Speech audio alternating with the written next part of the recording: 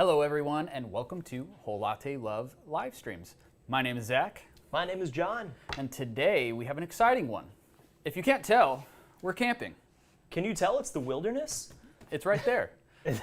Well, it might not be right there. It's outside, but we are prepping to go outside today. So what we're doing today is how we actually prep for success to make good coffee out camping. That's right, and I've done this before. Every time I go camping with friends, family, it's always, John, you're the coffee guy. You figure out the coffee. So, Zach, you've done this a lot too, right? Oh yeah. So I've spent most of my days in my built-out overland Tacoma. I've had espresso machines on the back of my truck. I've brewed basically every brew method from Canada through Mexico and almost every state, along with a couple coffee trailers to tug in the back. Okay, so you a little more than me, but but between the two of us, we've got I think a lot of good advice for making really quality coffee and doing it really easily while you're camping as well. So before we get into what equipment you might need, just so you know, we do have our chats going on. So if you ever see me squinting down below the camera, trying to read, that's just me saying hello and reading your comments. Yeah. But hello, James, everyone. Yeah. Nice to see you all again. Thanks for swinging by. Welcome back.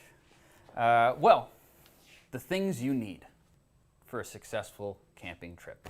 Well, first off, it's coffee, of course. Number one.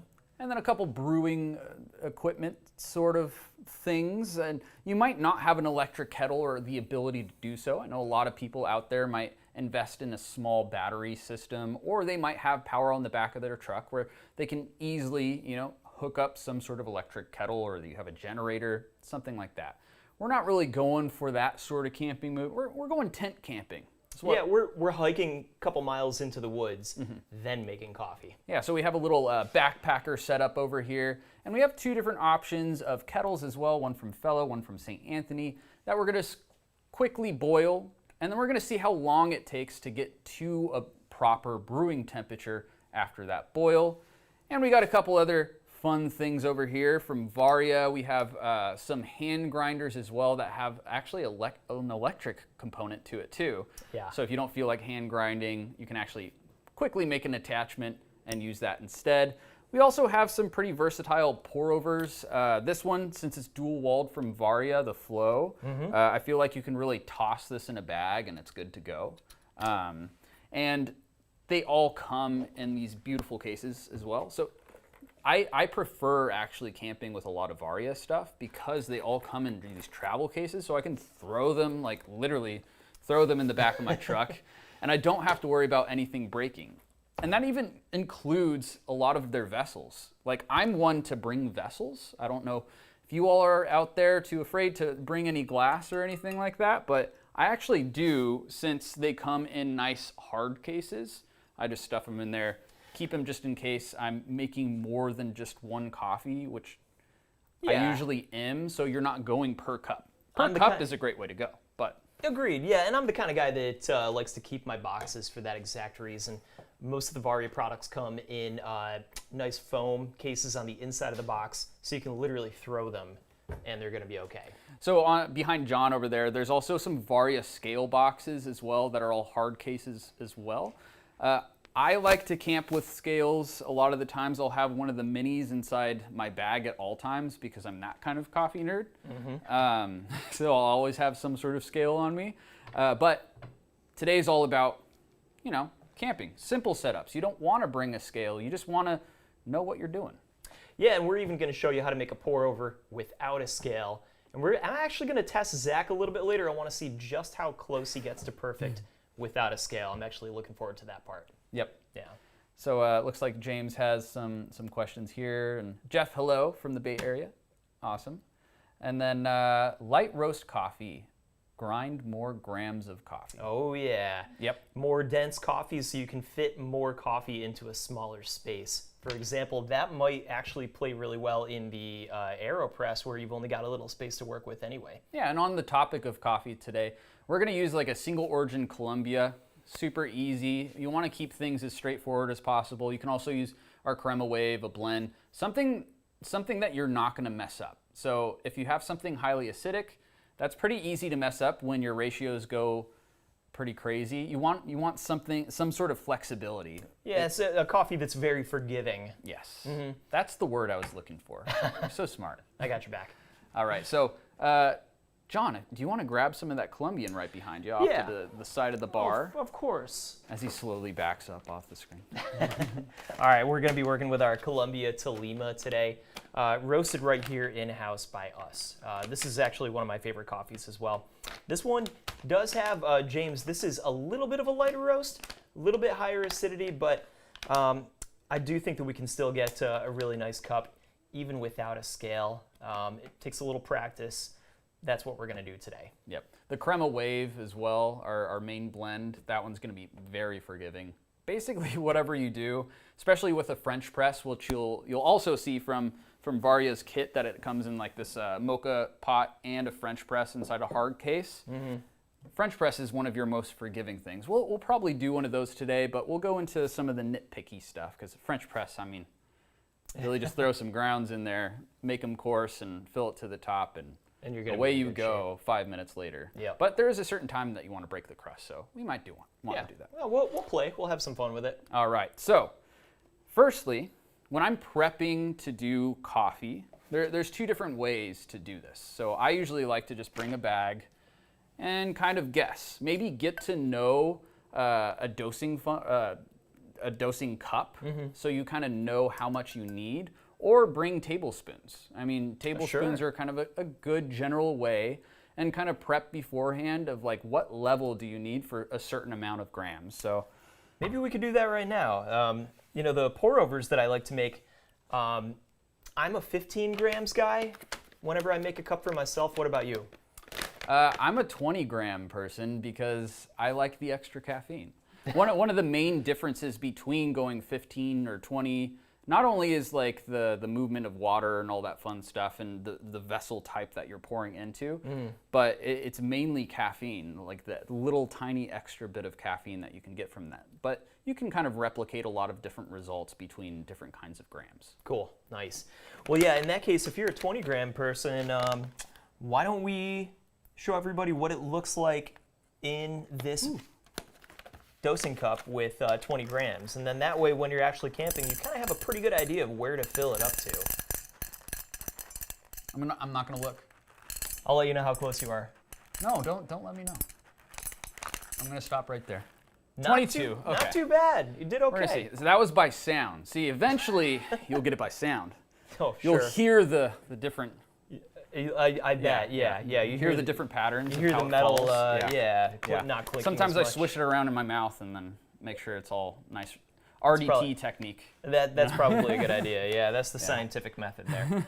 So right here, where are we at on? We're right about there on the dosing cup.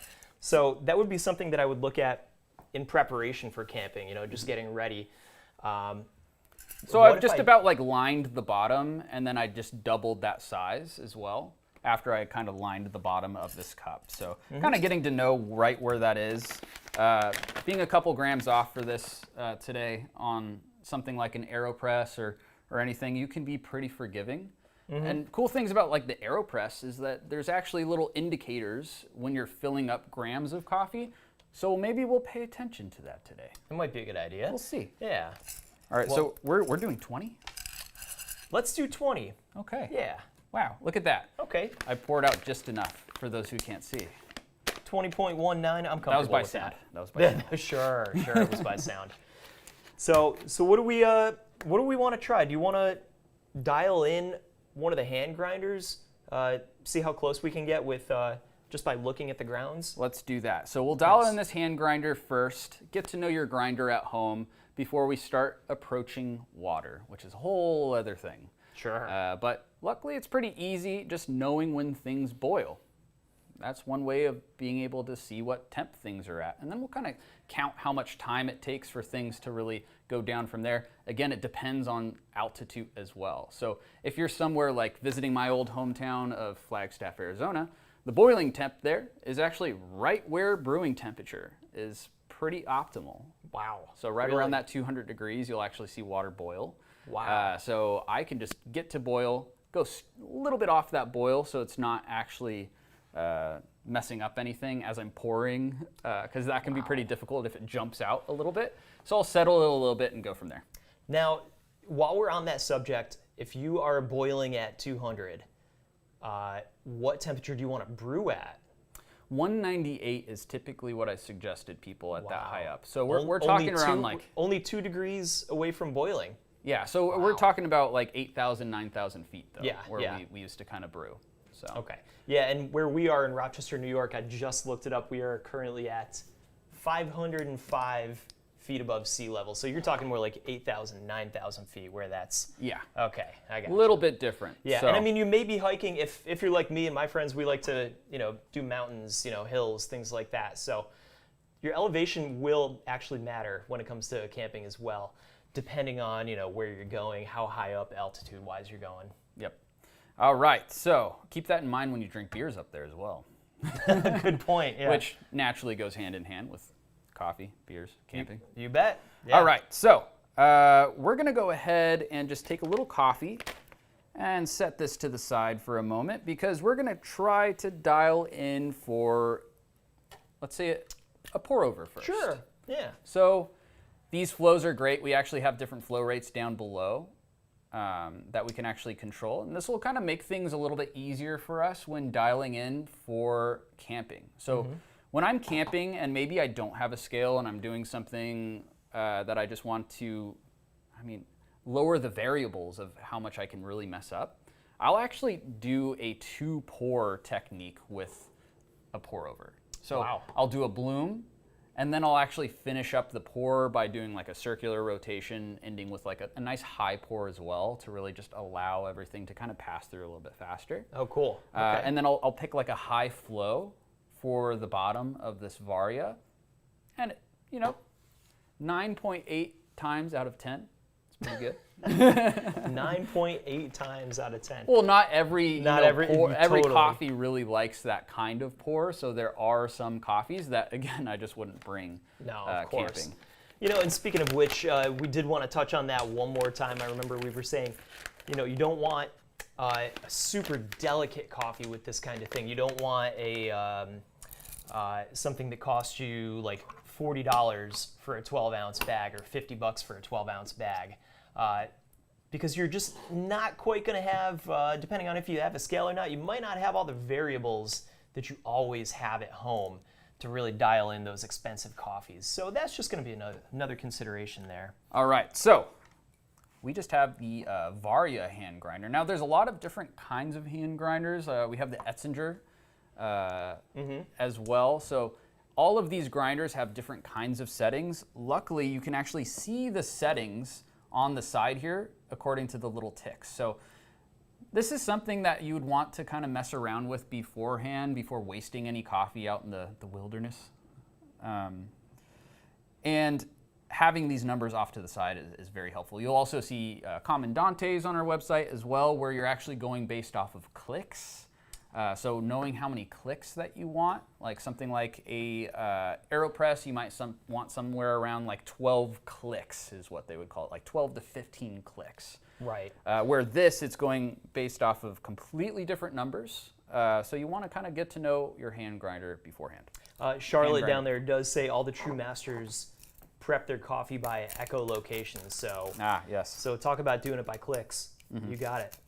All right, let's see what this grind size is here. All right, so as I feel this grind size, something that I like to do with any sort of pour over is kind of keep things as coarse as possible. And that's just going to be how it's kind of washing off all of our solubles with this. And it really controls what acids are being developed, how it's developing its extraction. If things are really small and immediately soluble, we can get a pretty murky, muddy, over-extracted bad cup. So we don't want that. We want to just be washing off all of the stuff that we do want. Keeping things as coarse as possible, we can then control things like our flow rate out or how long we're brewing or saturating. We can use these different kinds of methods within a pour over to really control.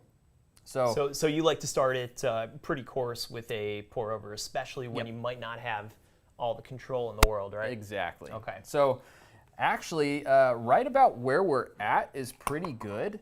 Luckily with pour overs, I would make your first movements really coarser than finer. Okay. Yeah.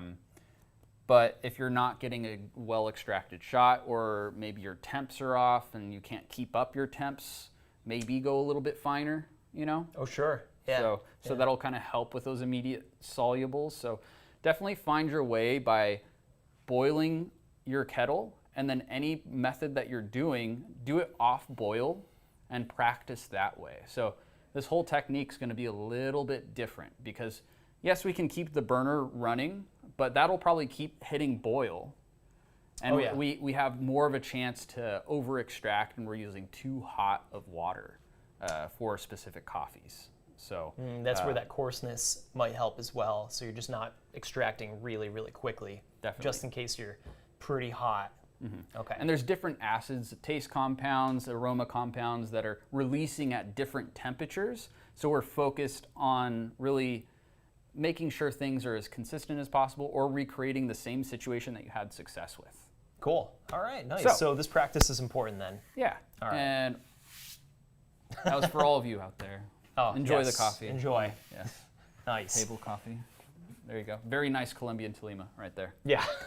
Down there. Okay, so we have our grinder.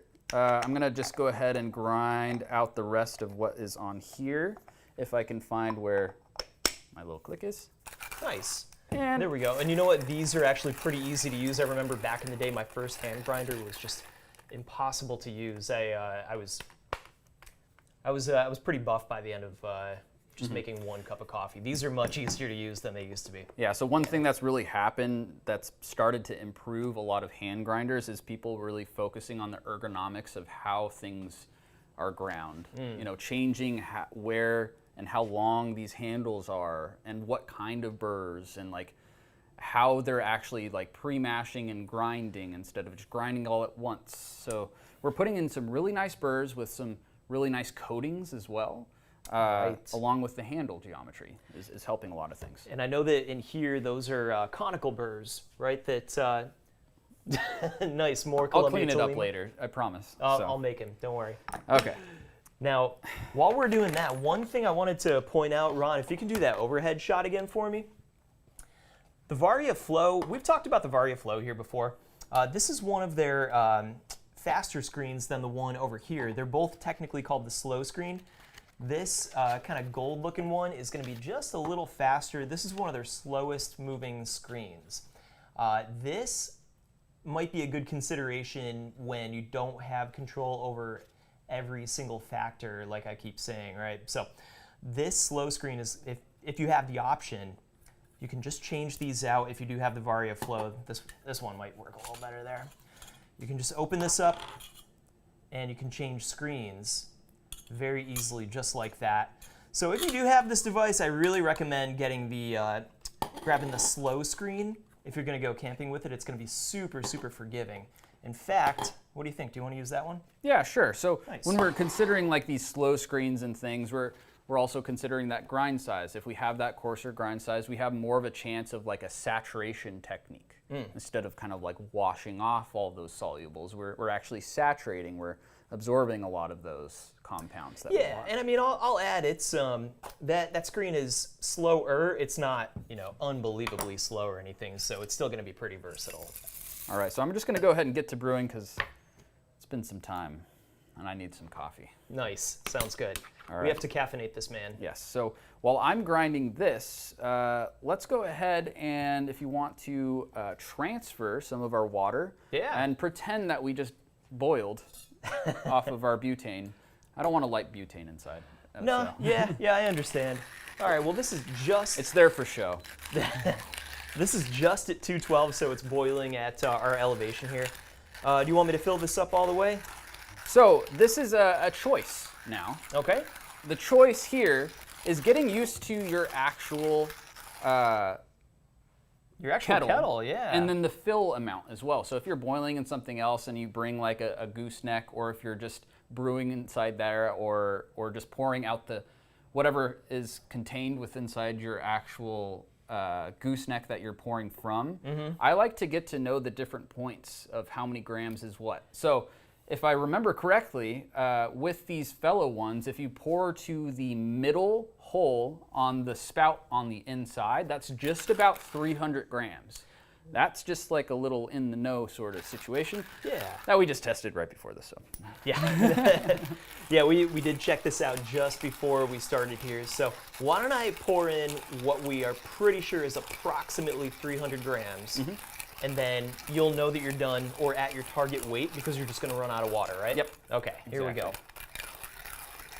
Exactly. And you know what? I've also got a thermometer on the lid. So we can watch that drop of temp and how long it takes. That's right. All right, I think we're just about there. And we'll know in practice, I guess. There we go. You know? Nice. All right, we've got a thermometer right there. We can see just how far off boil it is. And I want to get to this red spot right here. I might have waited too long. That's okay. We're going to roll with it anyway. So we'll see how long it kind of takes to read that temp. A lot of these dials also have to be kind of like dialed in as well. So in order to check a lot of these things, like milk thermometers you can also bring, you can actually just move the little wrench when you actually pour it into, I like to do freezing water. Me so too. like ice water is what I like to check, and I'll actually zero it out from there. Yeah. Yeah, So- I'll just bring it down to 32 Yeah, Fahrenheit. 32. Yeah, once it's after I have it sitting in ice cold water. Yep. Yep, and that can be a good way to calibrate. And then that even translates to your hot water as well. So it looks like even this would need some calibrations. Keep in mind that we also poured into a cold vessel, so we might have even lost temp, but we'll kind of know in practice right now.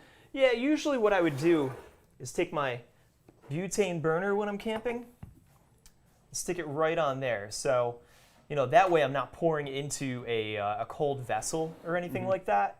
And then that way, once this is done boiling, I'll just wait for even like 60 seconds off boil is usually just fine. Yep.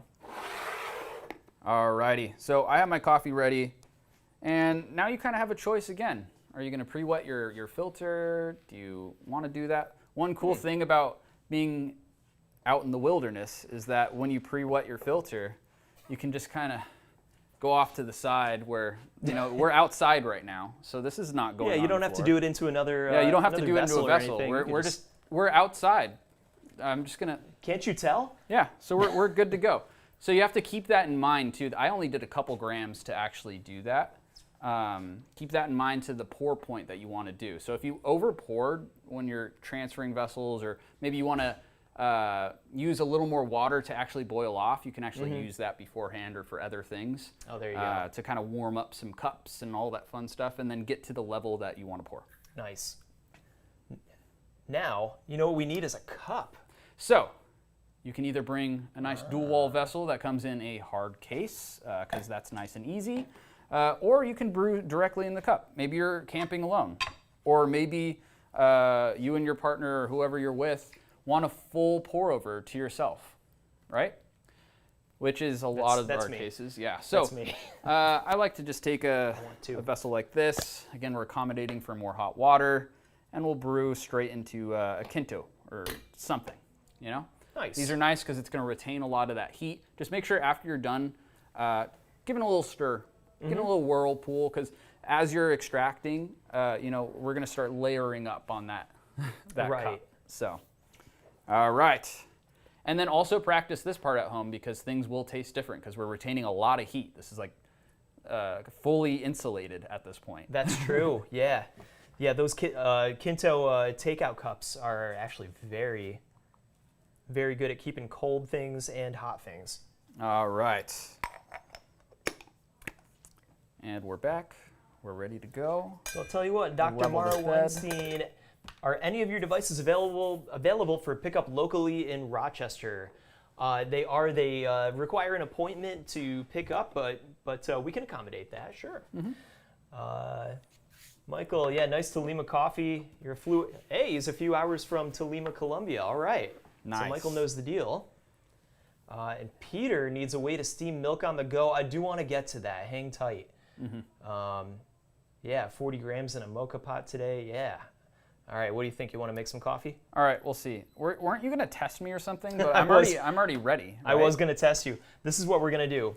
So this is zeroed out currently. Take All away right. my scale. Yep. Yeah. Okay. Do you want to do it with a scale first or without? Let's do it without. Without? Great. I got a test ready for you in that case. All right, so what I'm going to do is fully saturate my bed just to make sure everything is going to extract as evenly as possible. I just did a little bit of a level here. Okay. And I'm going to go, I'm going to give myself a little courtesy pour of 60 to 100 grams. So we'll see if I hit the 60, just because. And we're probably no longer at temp anymore. Oh, also be careful. We can't do like a pro brew when you're using this type of kettle. I so you tried can't earlier. control with your left hand. You'll have to kind of control from your top. Yeah, unless you want to grab a t-shirt or something and grab the bottom. All right, so I'm still going to use the timer Why not? Yeah. because most of us, carry a watch or something, I hope. I try not to carry my phone too much when I'm camping, but sometimes I need it for a timer. Or So we'll see if this was around 60. 72. 72? So I'm still in Okay. between that 60 and 100 grams that I wanted to do. I'm comfortable with that. So that was a quick little kind of 5-pour little swirl. I went from the center to the outside, just ensuring that everything is pretty well saturated. Just kind of in 5 circles. Exactly. Yeah, Yep. okay. Yeah, so give yourself a little bit of grace on that. Then after we see that is fully saturated, about 30 seconds have gone by, I'm going to go into my next pour. And I'm going to actually pour out the contents of this because it's already pretty much measured out to where I want to be. Mm-hmm. And in order to do so, I'm going to start with like a nice little center pour, hike my way out. I'm going to come to the center. Now you like to just rest in the center. And near I'll the end, rest right? in the center after. Okay, Yep. gotcha. And as you can see, we don't hit the top. All right. But we have a nice fully saturated bed, and that's just going to fully extract from there. So that is just keeping things easy on myself while I camp, and this usually gets some great results still. Nice. As long as our grind size is well dialed in, we can kind of control that from there. Okay. Now, time-wise, this is a quick one. Yeah, it is a quick one, so we'll probably see that final draw at around 2 minutes. Okay. It's still kind of drawing down a little bit here, and we're approaching 1:40. So I'm guessing that we'll hit that 2-minute mark for this sort of extraction. Cool. And then we'll just kind of double check what weight we're at. 268. 268. So I did pour out some when I was like actually pre-wetting the filter. We're pretty close there. You know what? That means I dosed pretty close to 300 grams for you, sir. Yeah. What do you think? You did pretty all right. I did all right. Yeah. Okay. Kind of pros. So that's just kind of one way to eyeball it. You can spend the night before getting ready measuring some things so that you don't need to bring a scale or anything like that. And I also like to, even if I do, just boil the entire thing right here. Let's say I fill all the way up to the top, let it get to a boil. If I just do this for about 60 seconds, just let this breathe a little bit, we should be at a pretty comfortable brewing temperature. But then, let's say you don't have everything already dosed out, so down to your eyeball level of how much water is about 300 grams. You think you can pull off a pour over, without the water running out, just by eyeballing it as well? I may be able to do it better than what you gave me. Oh yeah, shots fired. Which is okay. Okay. Yeah. Yeah. But Do we put it in test? Yeah. Let's. We'll figure it out. Yeah, we'll do it in post. Yeah. Okay. Well, I'll tell you what. Would you go finer based on what you saw, or you think this is? So due to that drawdown, I might go a little bit finer.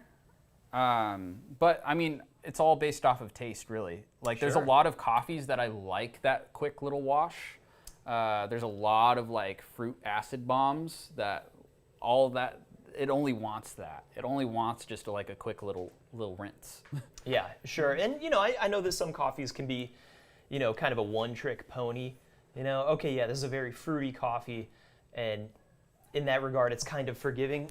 I got your back, sir. So with the filter, we're not in the wilderness. Make sure you're actually bringing a trash can for filters. Most filters are not biodegradable, just so you know. I was actually going to ask you about that. Nice. Yeah, so most aren't. What are your thoughts on just letting the coffee grounds kind of mix in with the leaves and things like that?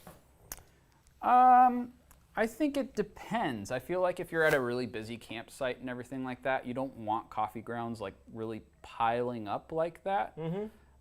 Yes, it can be like good for soil and everything, but if you're in a busy campground, maybe don't keep doing that because it'll still kind of pile up. Oh, sure, sure, yep.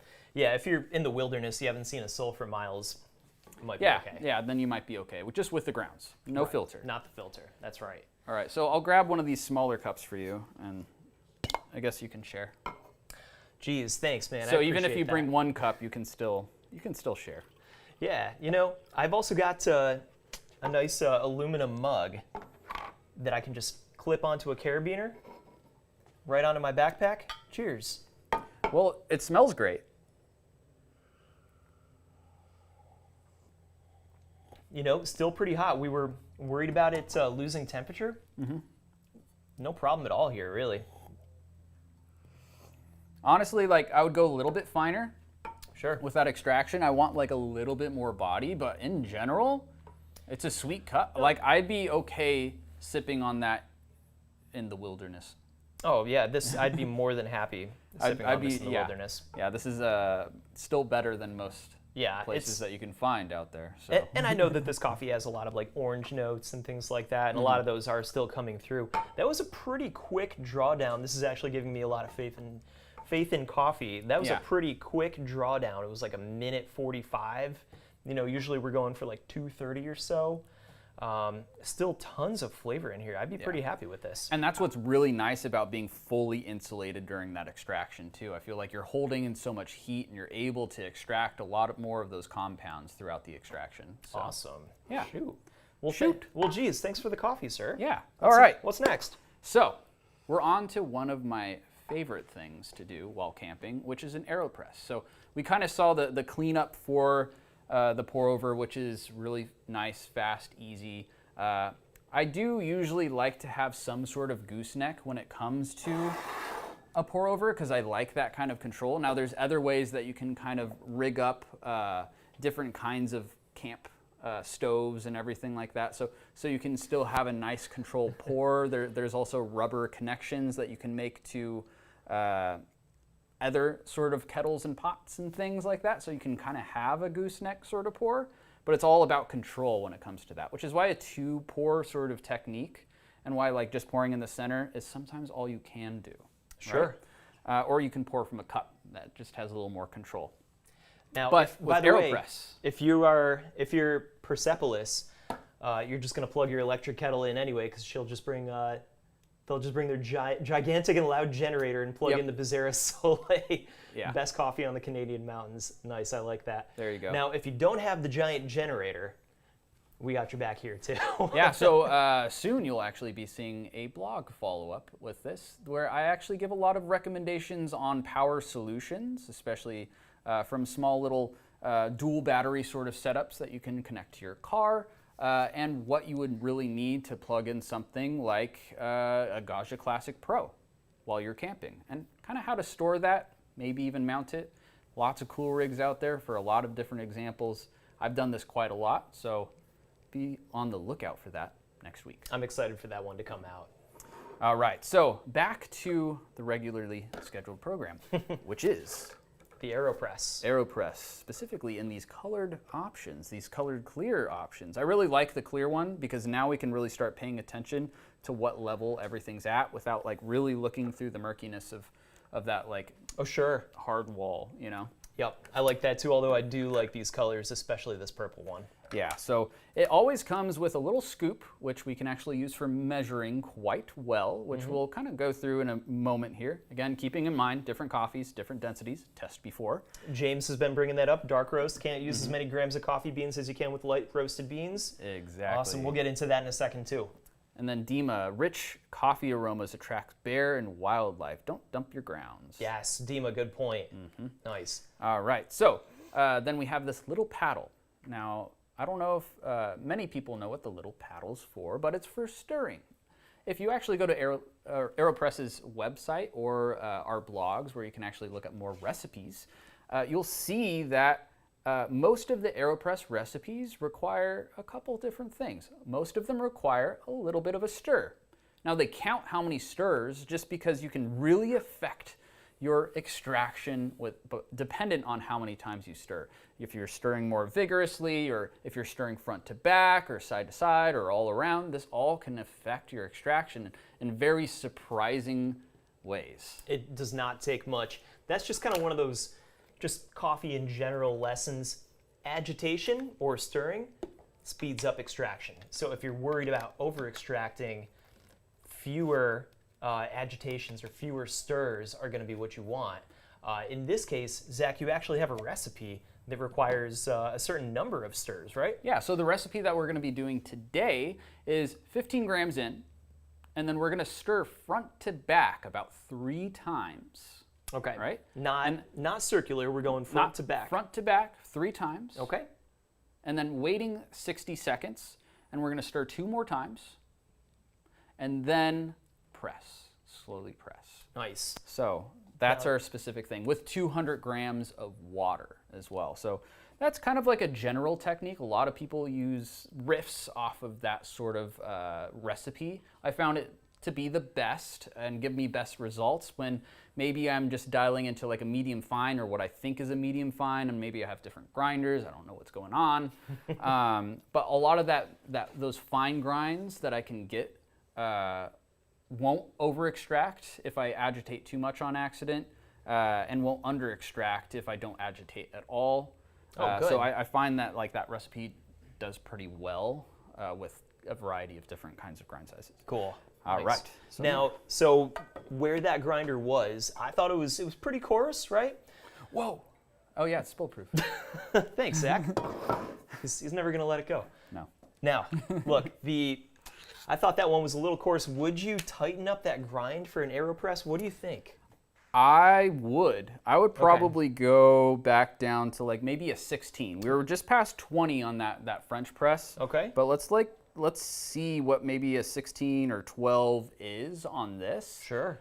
Feel it out a little bit. I do want to be pretty medium fine. There's lots of techniques with Aeropresses that you're replacing espresso and making a concentrated form that you would actually go a little bit finer. But just keep in mind your seconds afterwards too. Maybe you don't want to agitate, or maybe all you do is agitate and press. Right. There's so much. There's a whole entire championship just based off of the Aeropress that we could spend here days of different live streams just going over through different recipes that you can do with the Aeropress. So while you're camping, you won't get bored. Just brew some coffee. That's right. You know what? You're giving me ideas for more live streams as well. Let's do one on the Aeropress. Yeah, we could totally do one on the Aeropress. Nice. All right, so let's grind some coffee out. So let's check that out, and then I'm also going to be interested in you dosing out 15 grams of coffee in this dosing cup without looking. Oh boy. Yeah, so it's going to be on again. I mean, you might have the good zingers, but I'm putting you to the test today. I have good zingers? You got, yeah. Wow. Yeah. Thanks, John. John. You know how to come at me. In Yeah. the nature. Yeah. Wait, sorry, Dima. The bears are going to come. Oh, true. Yes. Not the bears. Yeah. Not those indoor pesky bears. Not the whole Latte Love Studio bears. You know, my sister actually lives in Alaska, so those bears can be found inside. That is a real thing, yeah. All right, so I'm seeing some medium grounds. I'm seeing some fine grounds inside here. So I think I'm pretty close. I want to get rid of some of these bulkier grounds inside here, so maybe I'll go a little bit finer. Maybe a little finer. So Yeah. you were at, what was that, number 12? Yeah, I was at 12. Okay. Let's see, so let's go to 8. Yeah, let's see what we get on 8. 8 seems lucky. You sure? Yeah. Yeah. Yeah. All Actually, right. 3 is my favorite number. It's very nice. I'm a math guy. I studied math and mechanical engineering, so 3 is just one of my favorite ones. Yeah, I was gonna John, say what's your favorite number? I was gonna go with 7. It seems a little luckier than 8, but hey, man, you do you. All right, so I'm still getting a lot of little boulders. What do you think, John? Yeah, I'm seeing some boulders as well. I'd probably like to go a little finer. You're always going to see some fines. That's another thing. So that's not surprising to me at all. But I just do see a pretty significant amount of the big guys, so I'd still want to go finer there. All right. Wilderness, wilderness, wilderness. Okay. Dima's not going to like that one, man. Now we're looking a little All right, nicer. I think Yeah. I'm okay.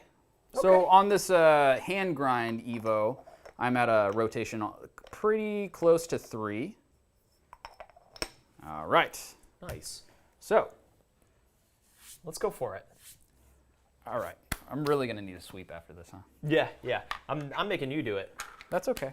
I'm on dishes. You do floor. All right, so if you want to clean out this grinder for Sure. me, I'm going to talk about the 2 different kinds of ways to start an Aeropress. Please. So with an Aeropress, there's, 2 different ways. I just said it. But there's inverted and I think what we would call regular. I don't really do the regular type anymore. The regular type of Aeropress. I like the inverted. I myself, like yeah. inverted. So what that means is typically you'll have your Aeropress and you'll have a filter like so on the inside. This bottom filter comes off and we like to kind of pre-wet a filter on this bottom side. Now let's see if there's any water that I was missing. Yeah, there we go. You just need a couple little dabs of water to kind of pre-wet this filter. No matter what, you need to kind of do that. Now there are different options for this part. Aeropress does make some filters that are reusable, which I highly recommend. And you have some flow control as well on some other types of Aeropress bottoms that you can buy kind of aftermarket on our site. So there is that, but we're gonna go with the traditional style. So if I'm doing the regular style, I would actually just throw this on and put this on top of my vessel that I would be brewing in. I'd dose my coffee, I'd do everything like this. But I like to stir a lot. And in order to do so successfully sometimes, you want to go inverted. So, how to go inverted? You invert, like so. Wow. Thanks for being so specific, Zach. Oh, sorry. There we go. Like so, the other way around. And as you can see on here as well, there are different points of measurement. This is that thing that I was talking about, that Aeropress makes it nice and easy if you want to brew one at home, you know where you like to fill things up, and you know where you like to put like maybe the plunger at the bottom of the one is something that I typically do, where I just know that that is my new bottom and I can fill up my grounds to maybe a certain dot. That helps things when you're out in the wilderness. Yeah. Now, are you going to be able to, is it the other way or is this the right way? Because are you going to be able to get Oh my this goodness. No, I was right the first time. I was going to say, I believed in you I was the like, I first time. never remembered that it was at the 1. Sorry, you're at the 4. Still, Should I do it all again? No. I Okay. trust you. I think this is All good. right. So I've also got a gift for you once we get there. Oh, perfect. Yeah. So you'll just kind of put this into the bottom of the 4. That is now my new 0 point right there. So you can sort of use these graduations as visual cues as to where you want to fill your coffee to, where you want to fill your water to, all those things. All right. So once we have that, we're ready to go. I have this prepped off to my side here, and I would actually be putting my coffee into the plunger like that. And I could be as aggressive as I want. I'm not going to lose that filter. I can do whatever I want from here. And then when I'm done, I just put a cap on it. Like so many other things I talk about, you just put a lid on it. Super Put a cap easy. on it. Yeah. And then you would invert and push. Perfect. So how fast you push also kind of matters as That's well. going to matter, yep. All right, so I am ready here with my inverted, if you can see, plunger. Nice. All right. Now, I'm going to test you. I want to see if you can dose out 15 grams of coffee without a scale. So let me tear this cup on the scale, and then just by looking or by sound if you want, again, all the true masters prep their coffee by echolocation. Is this cheating too? It comes with Aeropress. No, not cheating. Let's just see Okay. what we get though. So 1 scoop of this coffee in that case would be, let's find out. No, actually it might be pretty close to 15 grams. Hold on. Yeah. Let me add a couple more beans. I think that might be 15 right If there. you get this, I'll be amazed. I'm 0.5 grams off. 14.48. Okay. Look at this guy go. Not So- bad. So in other words, we're probably talking about a 14-gram scoop. So if I put with one that more coffee. bean, or if I put 3 more beans in, it would have been good. Yeah. There it is. I was shy of 3 beans. I'm sorry, John. I failed you. I'll forgive you this time, but Okay. James, this plays into what you were talking about earlier. A dark roast, you can't use as many grams of coffee beans as you can with a light roast. Why? It's because of density. Light roasted beans are much denser, so one bean is technically going to weigh more than one bean of dark roast. Yeah. Because the dark roast is just so filled with Air. It's so porous. There's lots of little tunnels through it. Yep, Very and that- porous as it expands. Yep, that makes the beans expand. So for one scoop, you can't fit as many dark roasted beans as light roasted beans because the dark roasted beans are bigger. They're just filled with air. That's kind of what's going on there. So, but that means that if you're going to test out your scoop, you can't just go from coffee to coffee thinking it's going to be the same. You kind of have to test each coffee because they all have different densities. So glad you brought that up. All right. Now here, actually, you know what I want to do, Zach? I have a gift for you. Oh. Yeah. And check this out. Ron, can I get that? Yeah, thank you. Shout out to Ron, by the way, on the boards today.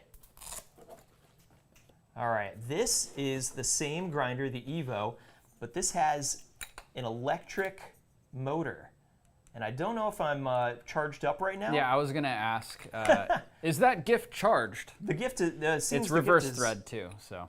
Ah, thank you. Yeah, my gift to you is not charged. However, I did want to show y'all at home that you don't need to strain your arm or put any pressure on yourself. If you want, you can just kind of live in the lap of luxury. Put the motor on, hit go, and it's going to grind for you. And you know, the reason why that is dead too is because I was actually using it out on a photo shoot where we were camping, and I used it all day. So for all the different brewing methods, so it does last. In that case, around. thanks Good for luck. thanks for killing my batteries. You're Zach. welcome. I'll take the blame. But these do actually come in really nice cases as well, so I kind of wanted to show you all that too. All right, so we're gonna grind some coffee. And so if we're going based off of scoops, we may not care about the level of this, but if it's also ground coffee, we do kind of care what's going on. You can fit a lot more coffee ground inside here than whole bean. So it might be like closer to like 20 grams or something of ground coffee where there's only 15 grams of whole. Also depending on densities and all that fun stuff too. That's always going to matter, the density thing. Yeah. All right, so maybe it's a half a scoop. I don't know. We'll find out. But we can also see based off of this. This is going to be our consistent measurement right here. Nice. Let's see what we got. We got to grind. That's what we We got to grind. That's true. Well, I don't have a battery to help you out, so you're on your own this time. All right. Yeah. And we still have the comments down below if you have any questions as we're moving along here. We've gone through quite a bit. We've gone through some easy pour-over techniques. We're on some Aeropress. Might even get to some French press techniques today. Now, for a future video, can we talk about coffee beans, how to choose, what countries and regions are best, how do they differ from country to country? Plethora of coffee bean options, absolutely. That is one of my favorite things to talk about, so let's do that too. That sounds like a blast. All right. Yeah, I love talking about origins. So in my old shop, you could actually choose between 24 to 32 different varietals that I had dialed in on both espresso and pour over every day. That still blows my mind. A little journal. I have no idea. That would be the only way to figure it out, yeah.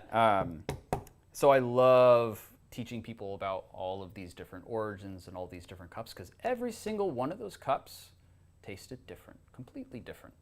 I love that. It's crazy. Yeah. And from month to month too, just because we were doing a direct trade and it's constantly changing. Everything we is weren't going changing. with the same farmer or anything like that. We were just going based off of what we were really enjoying at the time. Whatever's in season, it's a seasonal, don't forget coffee is a seasonal crop. So that's going to play into what you want to buy and when as well. We could talk about all that. All right, so now we're going to start paying attention to where our grounds fall. So here. I can't really go too sideways, but I fill up to right about the, Oh, nice. there we go. Wow. I fill up to this first dot. Right after the 4, this large 4 dot, there's another dot right above it. Actually, Ron, if you want to go to the overhead one more time, you can still see that. So there's the 4, and then there's a dot right above. If you fill up to that dot right above, if you set the plunger down to the bottom of that 4, that's right about at your 15 grams when you have your coffee kind of dialed into that like fine medium grind size. And then you can kind of go from there. Yeah, you know what else? When I was doing a lot of Aeropresses almost every day, I would set the plunger way too low. And then during my actual brewing, it would just kind of topple over. Yeah, so. you'll have a bad time doing that. Yeah, so this works. This works much better than what I used to do. You're welcome, John. Hey, thanks, Zach. Yep. So, same kind of thing. We kind of want to go right off boil, right into our kettle, right? Yeah, let's go ahead and do the same thing. Okay. Now again, I would probably just end up just using my butane burner and boiling a bunch of water right in the kettle, sitting right on top of the burner. Because camping, I'm probably not going to have the luxury of having one kettle to pour into another kettle or anything like that. So yeah, but so I have about 300 grams in this, but the thing that we're going to pay attention to on this time is, again, those lovely indicators. Nice. And also keeping in mind that these indicators will depend on how fresh your coffee is. If it's off-gassing a lot, that can kind of cause some confusion on that initial bloom. Wow, look at the bearings on that. Not bad. Great. Nice. So distracted all the time. Okay. Well, it's Friday, you know. All right, so let's go ahead and do this pour. So what we're doing, just to talk about it before we do it, it's going to go really fast. So if you're pumped up, ready to go? I'm pumped and ready to go. We got this. Let's get it. All right, so what we're going to do is we're going to pour to 200 grams. I'm going to do a quick little 1, 2, 3, right? Leave it for 60 seconds. Okay. So then I'll start my timer when that happens. 60 seconds, a little 1, 2, a little stir, right? Top it, pour it over, and press. Slowly press is what we're working on here. All right, are we ready? We are ready. Okay. So as I pour over on this, I still want some control, and I want to pour pretty fast. I want it to kind of agitate a little bit as I'm going through and ensuring that you're saturating all of your grounds. If you're pouring too lightly, the water will kind of sit on the top and then slowly saturate. You don't want that. You want a full saturation right away. You're going to end up with a lot of air pockets that way, right? Exactly. So you'll see I kind of do like a nice little high pour that went all the way to the bottom. Nice. Do this a little turn so I'm fully saturating. Yep, I'm all about that turn too. Now the good news is that you are going to agitate and stir a little bit.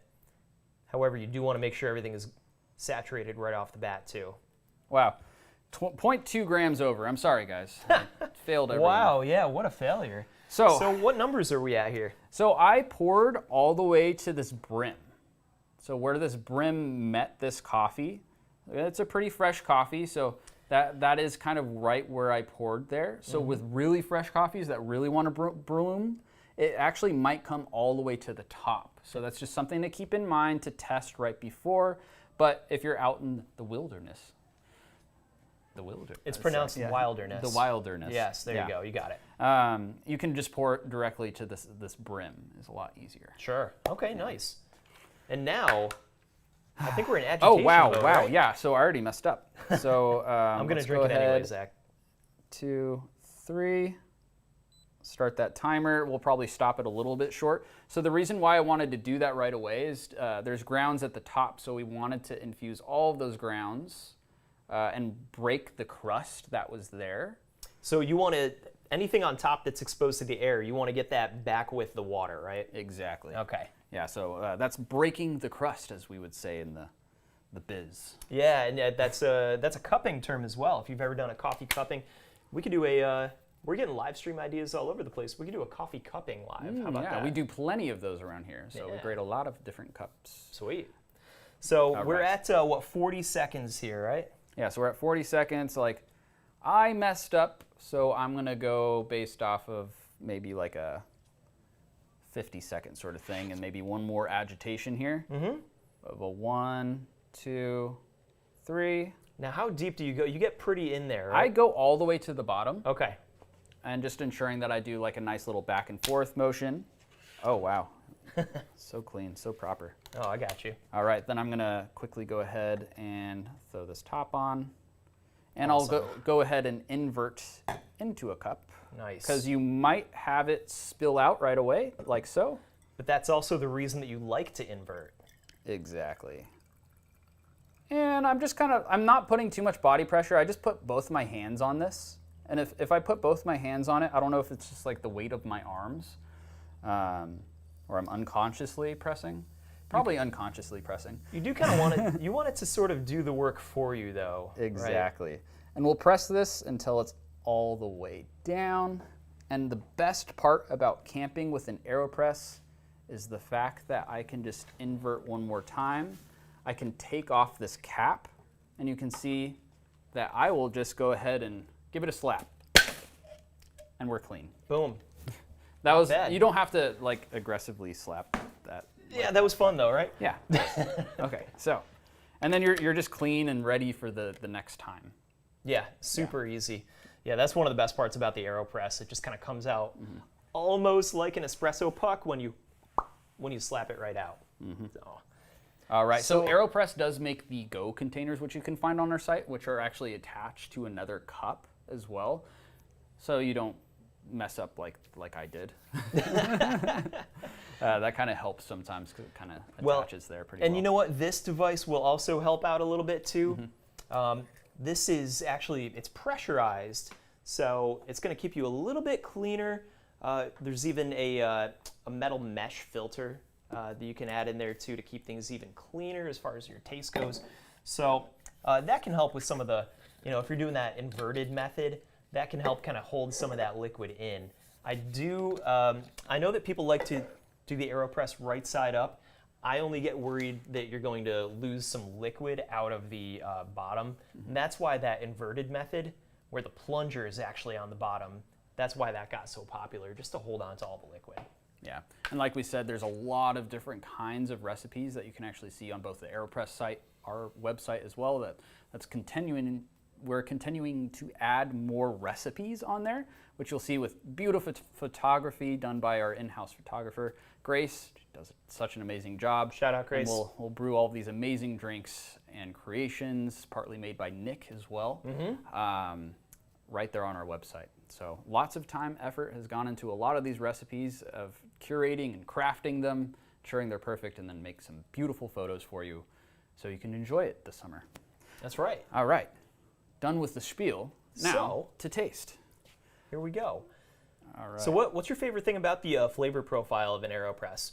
So you can actually make a very solid crisp cup, or you can create like a almost espresso-like extraction. So your TDS on this will change drastically on your grind size and what you're kind of doing for agitation. Your agitation will also change that TDS pretty well too. So you can get a variety of different kinds of flavor profiles this way. And that's honestly just why I really like using the Aeropress on the go. Super versatile. You can brew coffee a million different ways. Yeah, one of my favorite ways to use the Aeropress, I like to do 18 in, ground very fine. Not quite espresso, of course, but very fine. And then I just multiply my 18 by 4, so that'd be 72. I'm going to use 72 grams of water. Then I'm going to use 2, yes, thank you, the slap is very important, I agree. All right. I like to use 2 paper filters and then press it out, and it's kind of like a faux espresso. It's like right between a drip and espresso strength-wise. There's a lot of acidity. The 2 filters helps maintain a lot of clarity as well. Yeah, so we actually experimented a lot with a espresso tonic that is only based off of the Aeropress. So we brewed espresso-like TDS sort of brew on this Aeropress. And then we brewed that with some herbs and flowers and things that I found in the wilderness. The wilderness. And then I brewed that with a little bit of honey and steeped that for a little while, made like a little syrupy base, some tonic over top, and then our espresso. Cool. Espresso. Yeah. What do you call it? Aeropress? Aeropresso, something Yeah, like that. Aeropresso, Yeah. yeah. It can be done. Yes. All right. Well, let's see how this tastes. I'm pretty excited. Using like the no spill Kinto cups here, which are pretty nice. That's right. Cheers. All right.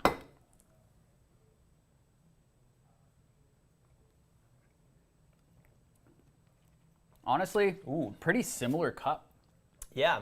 Yeah, and I mean, this is almost an immersion method, kind of the way like a French press is.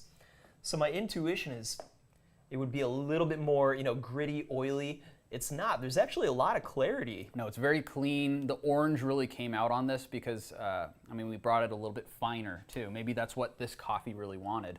And honestly, at the end of the day, I would probably stick with these two brew methods and kind of switch between the two just based on what I'm kind of feeling. Or if I just need to throw the Aeropress in my backpack on a quick hike, something like that, my little MSR sort of kit, I'll do that. Because I'm that type of person that will take a backpack, just fill it up with a couple quick little things, and do a little Aeropress on the go.